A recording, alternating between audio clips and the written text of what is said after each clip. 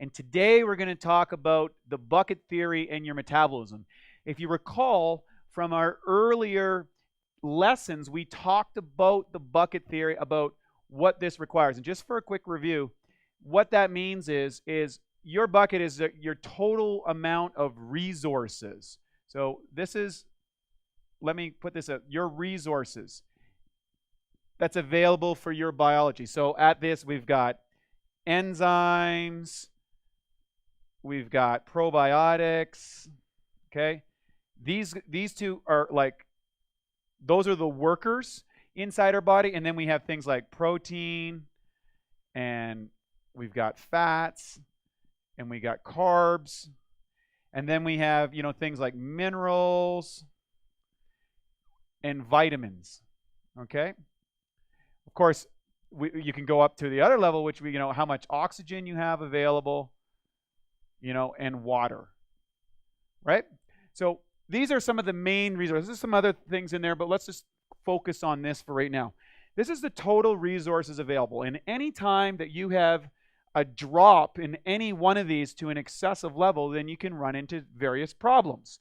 Now, how that happens is here, right here in your bucket, this is your burn rate. This is your lifestyle. And we're going to get to this, how it relates to metabolism, in just a second. So this is how much of these units, oxygen, water, how much minerals, vitamins, proteins, fats, carbs, probiotics, and enzymes that you're using on a day-to-day basis. And keep in mind that this is going to fluctuate a certain amount based on what you're doing. Obviously, if you're in a high-stress position, or you're working really hard, or you're maybe training for a contest, your burn rate, or the hole in your bucket, if you will, is going to be a little bigger. If you're chilling out on a vacation on a nice beach, some tropical sunset, your burn rate's probably a little bit less. You're not exhausting these things. You're hopefully recharging, and that's what a lot of vacations were originally designed for, was to kind of refill up your resources. Kind of lost in the modern world nowadays. But so keep understand this is your lifestyle. Now, a big component of your lifestyle, okay, is your metabolism. Okay? And what that means is how much energy your body burns on a regular basis from your day-to-day. So, for example, most athletes burn more energy than people who are sedentary or living. And that's a big problem right now because, in the modern world, we've developed these lifestyles that are way more sedentary than we have at any time in the past. I mean, the World Health Organization, I think it's 50 or 60 years ago, recommended 20 miles of walking every single day as the basic amount of exercise. Today, we're hoping people go like, 10,000 steps, which is a lot smaller.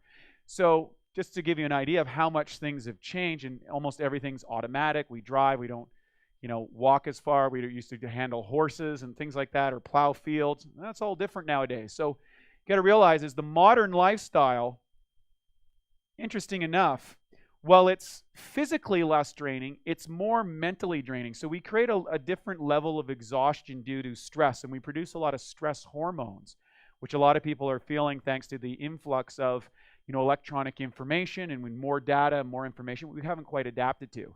There's some other factors that influence this, things like oxidative stress. Oxidative stress, well, that can be anything from, as we said, a stressor in your life, like maybe you lost a job, or maybe you had a stressful thing, almost went to a car accident, that creates oxidation, all the way up to getting exposed to nuclear radiation. One of my colleagues that we'll introduce in the series, she was exposed to a lot of nuclear radiation. Other people could be heavy metals that can influence this here. Also, your genetics. Some people have fast metabolisms. Some people have slow metabolisms.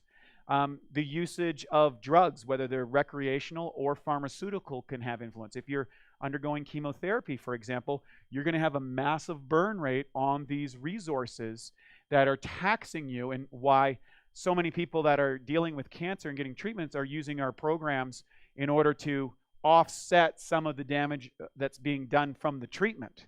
Now, going back to this is, if you recall from our earlier section, we said most people are running with maybe half a bucket full of these resources, and they're only taking enough of maybe one or two things to kind of manage this lifestyle. But ultimately, as we age, what tends to happen is our lifestyle tends to diminish. We slow down. We stop doing as much. We don't have as much energy or physical vitality. And to me, that just wasn't acceptable. I was like, I want to live bigger, faster, stronger, and I want to feel better doing it without running myself into the ground. I ran myself into the ground years ago, and I said, never again. So what we suggest is that people going through the process that we recommend, they fill up the bucket. They get lots of oxygen, water, they get enzymes, protein, they get all these things. Ideally, you're going to take at least 90 days, at least 3 months to, focus on what we call almost therapeutic dosages of this, like high levels. Where do we get this theory? Well, there was a guy by the name of Linus Pauling. You probably heard of him. He was the two-time Nobel Prize winner that was famous for vitamin C. Now, what was interesting about Linus Pauling is that he found and discovered that if you took high levels of vitamin C, which was a very, very strong antioxidant, you were able to eradicate a whole lot of conditions. And some of these were serious medical conditions. And so what he believed is that you fill up the resources by super saturating with vitamin C, and then when you got the runs, you'd cut it down, and you cut it down, and you cut it down until you were just you only had to replace what you were utilizing in your lifestyle. So basically, the concept here is that you fill your bucket up with all of this good stuff. And by doing this, now you only have to replace whatever you're using. Okay, so this means that you're operating from a full bucket.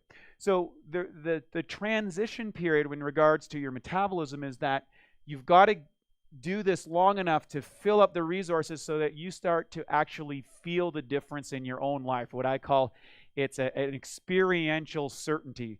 All of a sudden, you're able to have lifestyle-based improvements that are significant. You're less tired, or you have more energy, or you don't have the energy crash in the afternoon, or maybe you find that you now feel like exercising more, or now you notice that your body fat's going down much faster than it was before. You're building more muscle, even though you're doing the same diet. So when it comes to your metabolism, some people, they have a sluggish metabolism. So this is where they would increase their lifestyle related to exercise. Some people, like myself, exercise and dieted myself into a state of dis-ease, if you will, when I went to the Mr. Universe the first time. And so I had to start boosting up this side. Most people are on that side of the equation. Most people their lifestyles have exhausted this because we're not getting these things from our dietary habits. We're not getting these things from the foods that we're eating.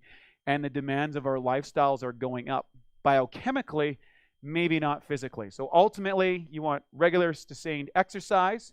This gets your metabolism into the optimal zone.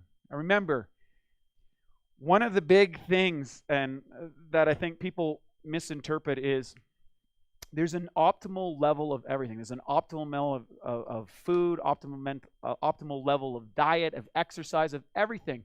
Too much of anything is not good, and not enough is even worse. So what we're looking at is if you take about 90 days or 3 months, 3 months, some people call it 12 weeks. That's why we've included actually 84 lessons. 84 lessons is exactly 12 weeks. So you can do a lesson a day, do the products every day, follow the recommendations that we have in your daily regimen and those habits that we talk about. And what you do is you boost this all up, and then you decide once you had a full bucket how much you want to live life. If you want to turn up the gas, then you alter how much of this product you take at that point. If you decide that you're okay, you can now diminish the amount because you have a full bucket. You don't need to be pushing more over the edges. So if you understand that, this here we've applied over and over and over with thousands of our clients. It's a fantastic model, and it's why we also provide 60-day money-back guarantees for our products, because we know by the time you hit 30 to 60 days, you should be feeling your bucket being filled back up. That's the beauty of it.